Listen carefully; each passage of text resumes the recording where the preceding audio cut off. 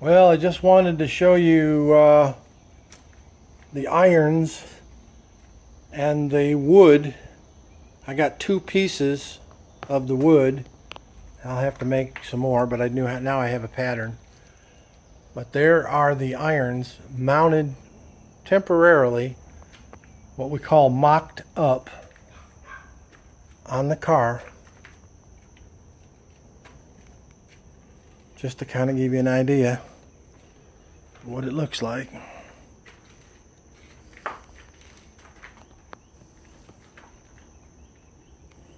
Convertible top. Material actually is what would be next.